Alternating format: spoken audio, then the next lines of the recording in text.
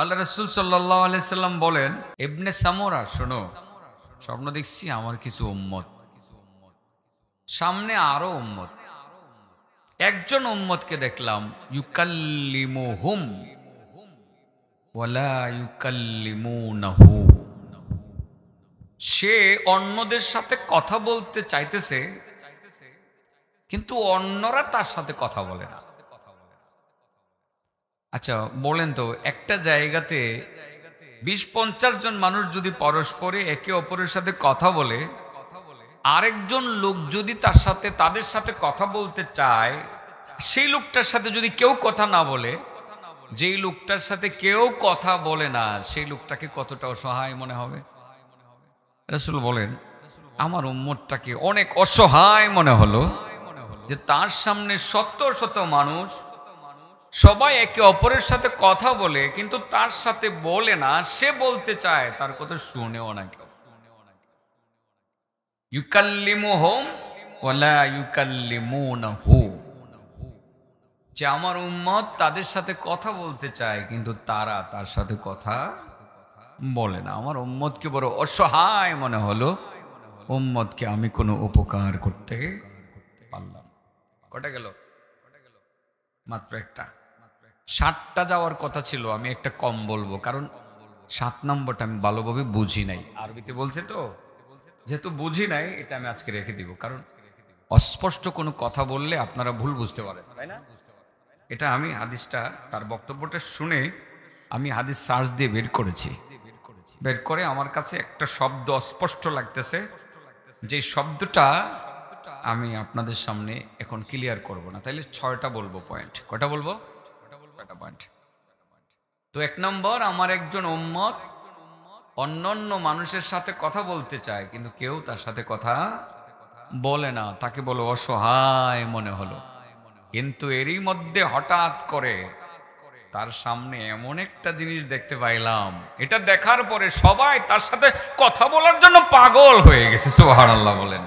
ভাই তুমি একটু আমাদের সাথে বলো, এবং সবাই এসে তার কাছে মিলতে চায়, তার সাথে কথা বলতে চায়, তার সাথে ঘেঁষতে চায়, তাকে ভালোবাসতে চায়, তাকে আদর করতে চায়, তাকে মহব্বত করতে চায়, তাকে ভালোবাসতে চায়। সুবহানাল্লাহ বলবেন না?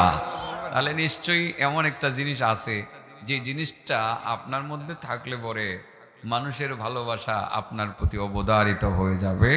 মহান আল্লাহ আপনার হায়াতেও বরকত দিয়ে দিবেন, মহান আল্লাহ আপনার রিজিকেও বরকত দিয়ে দিবেন, ভালোবাসার মধ্যেও বরকত দিয়ে দিবেন। আমি একটা একটা করে ব্যাখ্যা বলবো, আগে সিরিয়ালটা বলি। 2 নম্বরটা রেখে দিলাম, এটাই সাবজেক্টে আমার কাছে অস্পষ্ট। তো 2 নম্বর বলে আরেকটা বলছি। 2 নম্বর, আল্লাহ রাসূল বলেন, আমার আরেকজন উম্মত, রাআইতু উম্মতি জাসিয়ান আলা রুকবাতাইহি, আমার আরেকজন উম্মতকে দেখলাম, সে নত জানু হয়ে একটি জায়গায় অবস্থান করতেছে, সামনে যাওয়ার জন্য চেষ্টা করতেছে। সামনে মহান আল্লাহ তাআলা নিজেই আছেন, আল্লাহর মধ্যে তার মধ্যে একটা পর্দা পড়ে আছে, সে পর্দা অতিক্রম করে আল্লাহর সাথে দেখা করতে পারতেছে না, সে বেকুল হয়ে গেছে আল্লাহর সাথে সাক্ষাৎ করার জন্য, কিছুতেই সে পারতেছে না। হ্যাঁ, কিছুক্ষণ পরে এমন একটা সুন্দর জিনিস তার সামনে এসে হাজির হয়ে গেছে, সঙ্গে সঙ্গে পর্দা খুলে গেছে, মহান আল্লাহর দিদার পেশ নিজেকে সে ধন্য করতে পেরেছে। সুবহানাল্লাহ। ওটাও বলবো, আগে সিরিয়াল বলে নি। কটা হলো?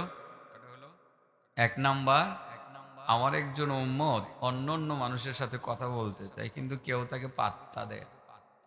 2 নাম্বার, আমার একজন উম্মত নতজানু অবস্থায় একটি জায়গাতে নিক্ষিপ্ত, সামান্য একটা পর্দার কারণে সে আল্লাহর সাথে দেখা করতে পারতেছে না, সে নিজেকে বড় অসহায় মনে করতেছে এবং বড় ব্যথা বা কষ্ট অনুভব করতেছে।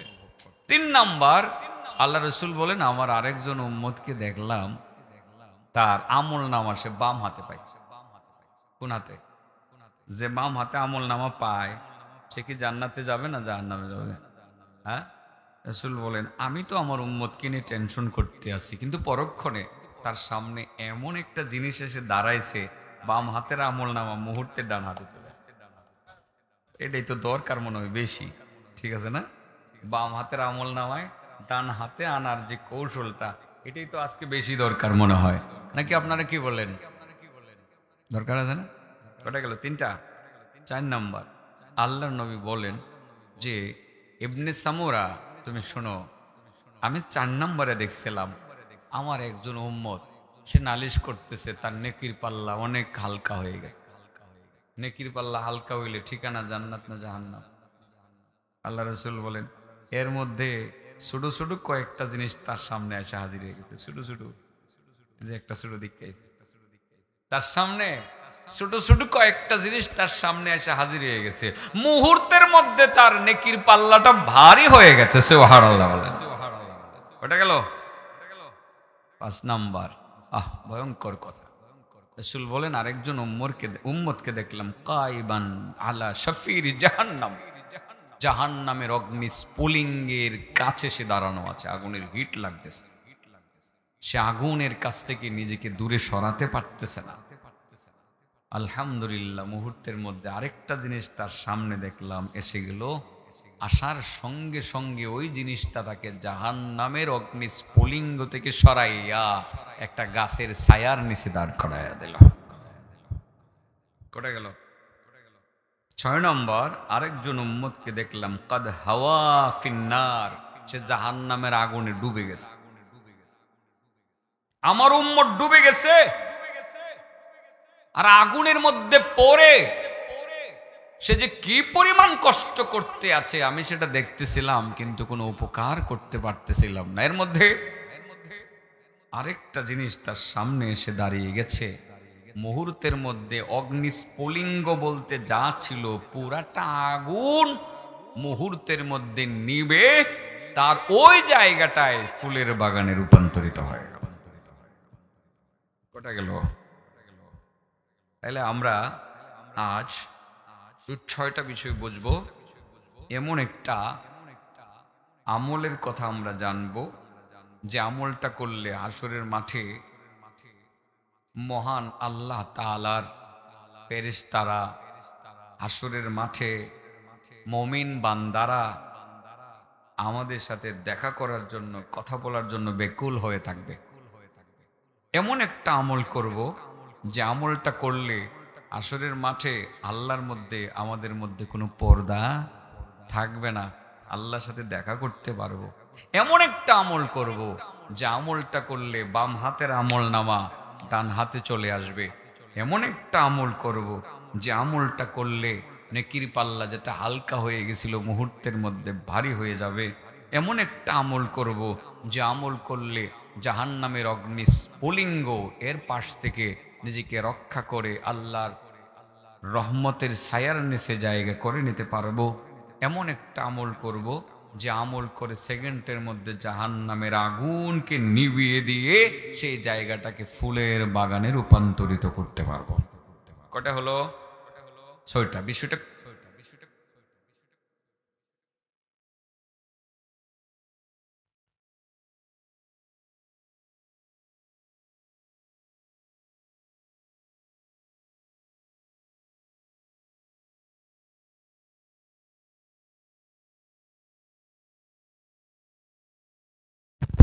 সাল্লাল্লাহু আলাইহি ওয়াসাল্লাম, আপনার স্বপ্নের ব্যাখ্যা জগতে আর কেউ বলবে না, বলতে পারবেও না।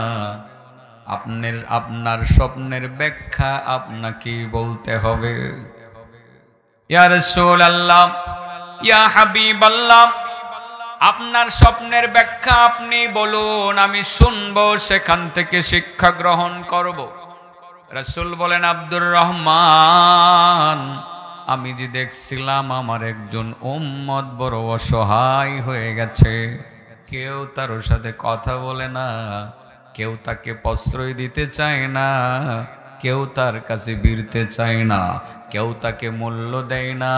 মুহূর্তের মধ্যে আমি দেখলাম তার সামনে একটা সুন্দর সাইনবোর্ড এসে দাঁড়িয়ে গেল, যে সাইনবোর্ডের স্ক্রিনে লেখা উঠল সিলাতুর রহিম। সিলাতুর রহিম, সিলাতুর রহিম হলো যেই কথাটা খান সাহেব বলছেন, আত্মীয়তার সম্পর্ক রক্ষা করার মাধ্যমকে বলা হয় সিলাতুর রহিম। আত্মীয়তার সম্পর্ক রক্ষা করাকে বলা হয় সিলাতুর রহিম। ভাইয়ের সাথে বোনের সম্পর্ক রক্ষা করা সিলাতুর রহিম। বোনের সাথে ভাইয়ের সম্পর্ক রক্ষা করা সিলাতুর রহিম। বাবার সাথে সন্তানের সম্পর্ক জোড়া লাগানো, সম্পর্ক গভীর করা, সেটাও সিলাতুর রহিম। মার সাথে সন্তানের সম্পর্কেও সিলাতুর রহিম বলে। মামার সাথে সম্পর্ক, চাচার সাথে সম্পর্ক, বংশের ব্লাড কানেকশন যাদের সাথে আছে তাদের সাথে সম্পর্ক রক্ষা করাকে বলা হয় সিলাতুর রহিম। যখন সিলাতুর রহিম নামের সাইনবোর্ডটা সামনে আছে দাঁড়িয়ে গেল, রাসূল বলেন আমি যে দেখছিলাম আমার উম্মত বড় অসহায়, কেউ তার সাথে কথা বলে না, সে কথা বলতে চাইলেও কেউ তাকে পাত্তা দেয় না। মুহূর্তের মধ্যেই দেখতে পাইলাম যারা সামনে ছিল সবাই পাগল হয়ে গেছে তার সাথে কথা বলার জন্য, এক নজরে তাকে দেখার জন্য, একটু কথা বলে মানসিক শান্তি পাওয়ার জন্য। মানুষ সবাই উল্টা এখন তার জন্য পাগল হয়ে গেল। তার মানে আব্দুর রহমান, আমার উম্মতের মধ্যে যে সমস্ত উম্মতেরা আত্মীয়দের সাথে সম্পর্ক নষ্ট করবে না, ছিন্ন করবে না, রক্ষা করে চলবে, মানুষের ভালোবাসা, মানুষের ভালোবাসা, তার প্রতি ভালোবাসা মানুষের অন্তরে মহান আল্লাহ রাব্বুল আলামিন ঢুকাইয়া দিবেন। দুনিয়ার মানুষও তারে ভালোবাসবে, পরকালে ফেরেশতারাও তার সাথে কথা বলার চেষ্টা করবে। সুবহানাল্লাহ বলেন। আত্মীয়দের সাথে সম্পর্ক রক্ষা করার গুরুত্ব অনেক বেশি। বাবা সন্তানের সম্পর্ক, ভাই বোনের সম্পর্ক, এই বিষয়ে তো কত বয়ানই আমি করেছি, তাই না? অনেক কথাই বলেছি। তবে এই কথাটা ক্লিয়ার, আবারও বলে দেই, বোনের হক নষ্ট করে আপনি বেহেশতে যেতে পারবেন না। এটা সমাজে নষ্ট করা হচ্ছে, কিন্তু বোনের যথাযথ পাওনা দেওয়া হচ্ছে না। নানান অজুহাতে তার বাবার সম্পত্তি থেকে বঞ্চিত করা হচ্ছে। শহরের বাড়ি থেকে ভাগ না দিয়ে ভাগ দেওয়া হয় তাকে মাঠের সম্পত্তি থেকে। মেয়েরা শহরের সম্পত্তি পায় না, তারা ধানের জমি থেকে সম্পত্তি পাবে, বুঝছেন না? এরকম যারা মেয়েদেরকে ঠগায়, বোনদেরকে ঠগায়, এদের ব্যাপারে আল্লাহ রাসূল কঠিন কথা বলেছেন। লা ইয়াদখুলুল জান্নাতা কাতি'।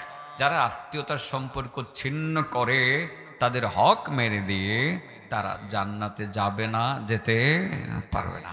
পক্ষান্তরে যারা আত্মীয়দের সাথে সম্পর্ক রক্ষা করে চলে, আল্লাহ রাসূল বলেন মহান আল্লাহ তার রিজিকেও বরকত দিয়ে দেবেন, তার হায়াতেও বরকত দিয়ে দেবেন। সুবহানাল্লাহ বলেন।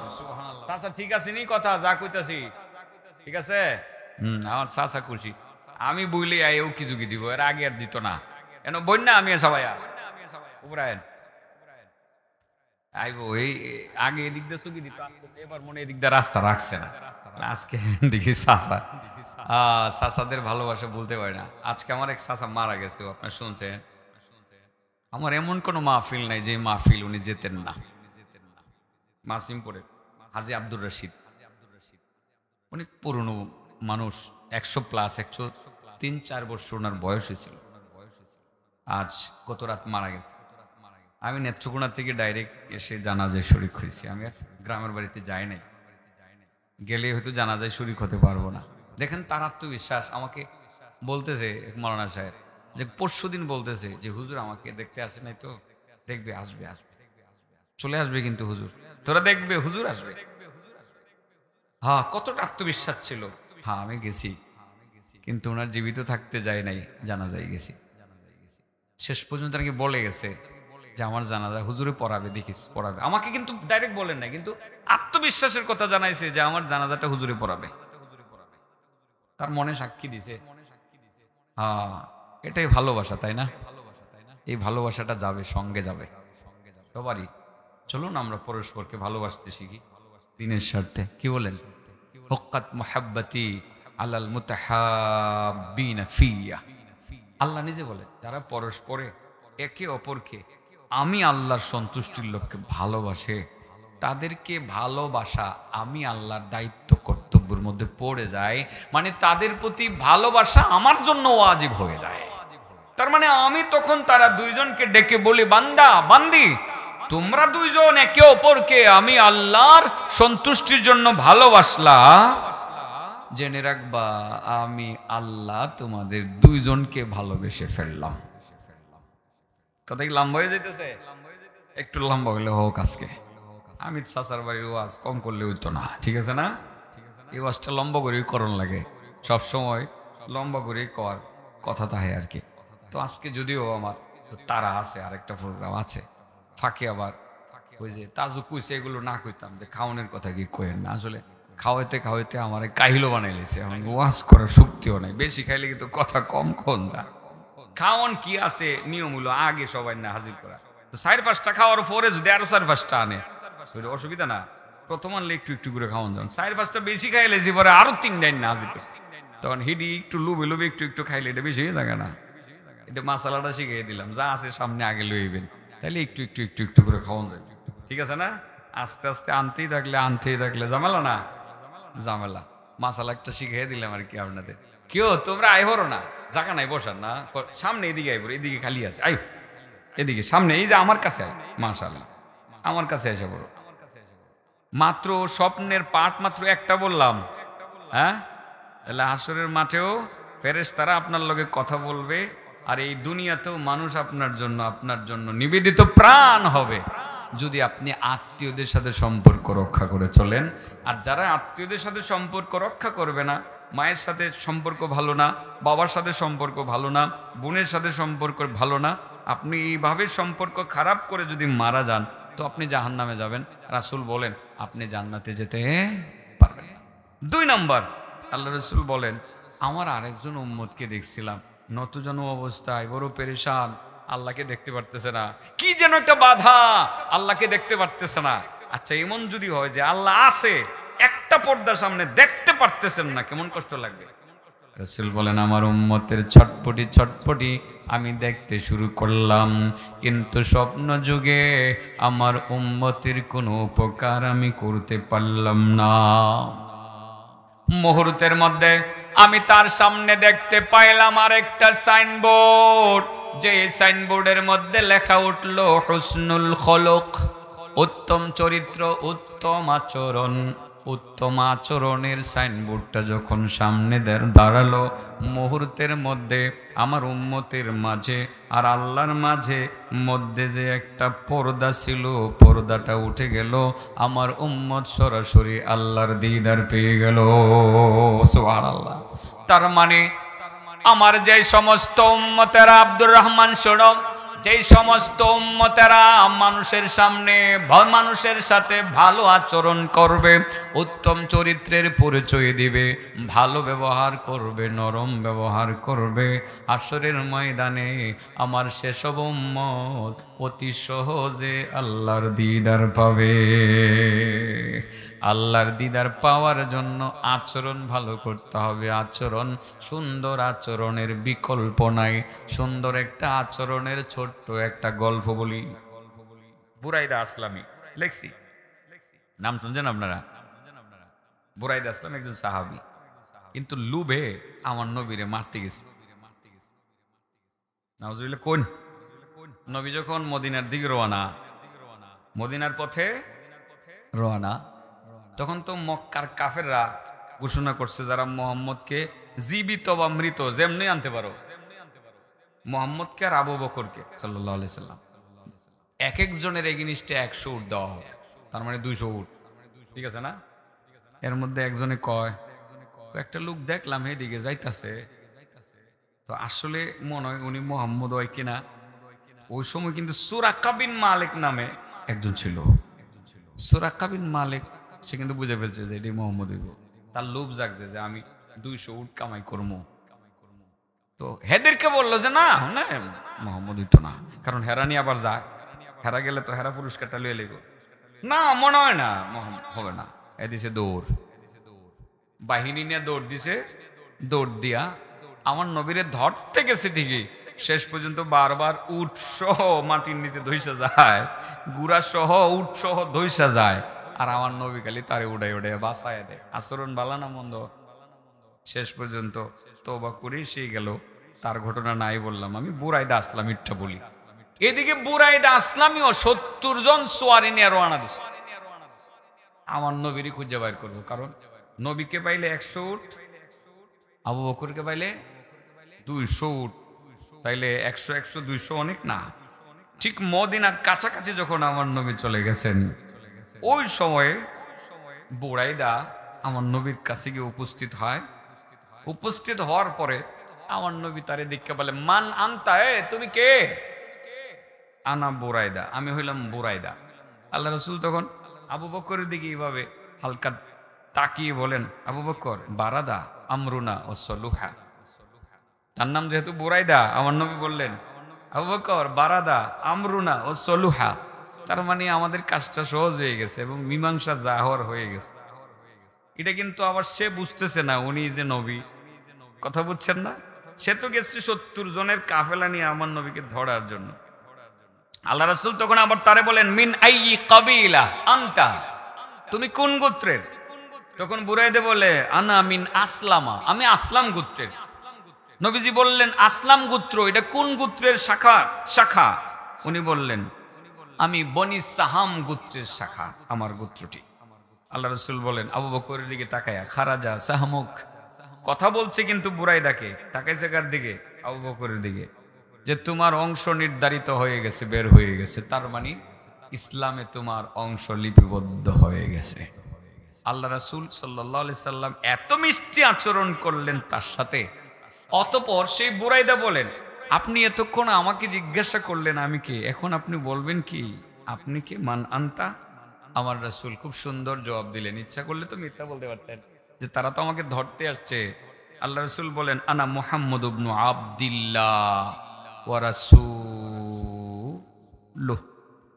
যে আমি হইলাম আব্দুল্লাহর ছেলে মোহাম্মদ, আল্লাহর রাসূল, আল্লাহর রাসূল। এটা বলার পরে বুরাইদা আমার নবীকে বললেন, আপনি এত সুন্দর আচরণ করলেন আমার সাথে, আমি ধরতে আসছিলাম আপনাকে। ইয়া রাসূলুল্লাহ, আমি আর ধরতে চাই না, আমি আপনাকে আর ওইভাবে ধরতে চাই না, আপনার দলে ভিড়তে চাই। আপনি আমার কালিমা পড়াইয়া দেন, লা ইলাহা ইল্লাল্লাহু মুহাম্মাদুর রাসূলুল্লাহ।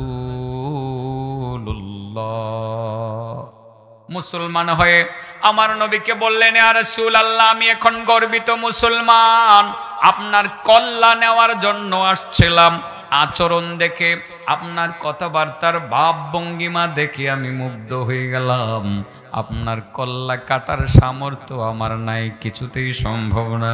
নবী গো, আমি এখন মুসলমান হয়ে গেলাম। আপনি তো হিজরত করে মক্কা থেকে মদিনায় যাচ্ছেন, মদিনার কাছাকাছি যাচ্ছেন, কে আপনাকে অভ্যর্থনা জানায় নিয়ে যাবে? আমার সাথে 70 জনের একটা কাফেলা আছে, আমরা সবাই মুসলমান হয়ে গেলাম। আপনি দয়া করে ঝান্ডা পতাকা আমার হাতে দেন, সেই পতাকা নিয়ে আমি আমার 70 জন বন্ধু সহ অভ্যর্থনা জানাইতে জানাইতে মদিনার দিকে রওনা দেয়। উত্তম আচরণের ফল অনেক ভালো বাবা, দুশ্মনও ভালো হয়ে যায় যদি আচরণ আপনি ভালো করতে পারেন। এই উত্তম আচরণ যদি আপনার আমলনামায় থাকে, হাসরের মাঠে হাজির হবেন, ডাইরেক্ট আল্লাহকে দেখতে পাবেন, আপনি কোনো পর্দাই খুঁজে পাবেন না। ওটা গেল গা দুইটা, বাকি গেলে নাম বই বলে। 3 নাম্বার, রাসূল বলছিলেন না যে একজন উম্মত দেখছি আমলনামা বাম হাতে। আমলনামা কোথায়? বাম হাতে। আল্লাহ রাসূল বলেন, বাম হাতে আমলনামা, জাহান্নামে যাওয়ার কথা। আমার উম্মতের অবস্থা বড় খারাপ দেখলাম। এর মধ্যে হঠাৎ করে দেখি একটা সাইনবোর্ড এসে গেছে, সাইনবোর্ডের মধ্যে লেখা উঠছে খাউফুল্লাহ, আল্লাহর ভয়। আল্লাহর ভয় নামের সাইনবোর্ডটা যখন সামনে দাঁড়াইছে, আল্লাহ রাসূল বলেন, আব্দুর রহমান, আমি দেখলাম তার বাম হাতের আমলনামাটা অটোমেটিকলি ডান হাতে চলে গেছে। রাসূল বলেন, আব্দুর রহমান, আমার উম্মতের মধ্যে যে সমস্ত উম্মত মহান আল্লাহর ভয় অন্তরে রাখবে, তারা আমলনামা ডান হাতে নিশ্চিতভাবে পাবে। আল্লাহর ভয় কি জিনিস বলতে হবে না। আল্লাহর ভয় যার অন্তরে, তাকে সে সত্য কথা বলে মিথ্যা বলতে পারে না। যার অন্তরে আল্লাহর ভয় আছে সে কোনোদিন মা বাবার সাথে বেয়াদবি করতে পারে না। যার অন্তরে আল্লাহর ভয় আছে সে কোনোদিন বোনের হক ঠগাইতে পারে না, আত্মীয় স্বজনের হক ঠগাইতে পারে না, এতিমের মাল আত্মসাৎ করতে পারে না। আল্লাহর ভয় নামের সম্পদটা সে যেই ব্যক্তি অর্জন করতে পারবে সে আমল নামা অটোমেটিকলি ডান হাতে পেয়ে যাবে। সুবহানাল্লাহ। রাসূল বলেন, আব্দুর রহমান, আমি 4 নম্বরে দেখছিলাম আমার একজন উম্মতের নেকির পাল্লা হালকা হয়ে গেছে। আমি হঠাৎ করে তাকাইয়া দেখলাম তার সামনে কয়েকজন ছোট ছোট শিশু বাচ্চা এসে হাজির হয়ে গেছে। যেই বাচ্চাগুলোরে সে দিনদার বানাইছিল, পরহেজগার বানাইছিল, এই শিশু বাচ্চাগুলো যখন তার সামনে আসলো, সামনে আসার পরে তার নেকির পাল্লার মধ্যে উঠাইয়া দেওয়া হইল। ওই নেকির পাল্লাটা মুহূর্তের মধ্যে তার ভারী হয়ে গেল। সুবহানাল্লাহ। এই জন্য ছেলে মেয়েদেরকে যদি নেককার দিনদার পরহেজগার বানাতে পারেন, ওই সন্তানগুলোকে আপনার নেকির পাল্লার মধ্যে ওজন দেওয়া হবে। আর এক একজনের ওজন 50 কেজি, 100 কেজি, 200 কেজি হবে না, এক একজনের ওজন হবে আসমান জমিন থেকে বেশি। সন্তানদেরকে নেককার দিনদার পরহেজগার বানাবেন, নেকির পাল্লা খুব দ্রুত ভারী হতে থাকবে। 4টে গেল। 5 নম্বর বলেন, রাসূল বলেন, আব্দুর রহমান, আরেকজন উম্মতকে দেখলাম জাহান্নামের অগ্নিস্ফুলিঙ্গের পাশে দাঁড়িয়ে আছে। আগুনের হিট তার শরীরে রাখতে আছে, সে এখান থেকে নিজেকে রক্ষা করতে পারতেছে না। রাসূল বলেন, আমি তাকাইয়া দেখলাম তার সামনে আরেকটা সাইনবোর্ড এসে দাঁড়িয়ে গেছে। সাইনবোর্ডটা হলো আর-রিজা ফিল্লাহ, আল্লাহর প্রতি ভালো আশা করা, ভালো আশা করা। সে সব সময় আল্লাহর প্রতি ভালো আশা করতো, আশার উপরে থাকতো, আমার আল্লাহ আমার এটা দিবে, আমার আল্লাহ আমারে ওইটা দিবে। যখন আল্লাহর প্রতি ভালো আসার সুধারণা তার ছিল, ওই সুধারণাটা মূলত একটা সাইনবোর্ড আকারে রূপ নিল। ওই সাইনবোর্ডটা যখন সামনে দাঁড়াইলো, সাইনবোর্ডটা আসার সঙ্গে সঙ্গে কে যেন তাকে ধরলো, তাকে ধরে জাহান্নামীর অগ্নিস্ফুলিঙ্গ থেকে বাঁচাইয়া আল্লাহর রহমতের একটা ছায়ার নিচে তারে দাঁড় করাইয়া দিল। এই জন্য আমরা একটা কথা বলি, সব সময় আল্লাহর প্রতি ভালো আশা রাখবো আমরা, যে আমার আল্লাহ আমার এটা করে দিবে। মন ভাঙতে নাই, বিপদে পড়ে গেছেন না, আমার আল্লাহ আমাকে বিপদ থেকে রক্ষা করবেন, আমার আল্লাহ আমাকে হেফাজত করবেন। আল্লাহর প্রতি ভালো আশা করবো না ইনশাআল্লাহ? আমরা করবো না? কটে গেছে? 5টা গেছে গা।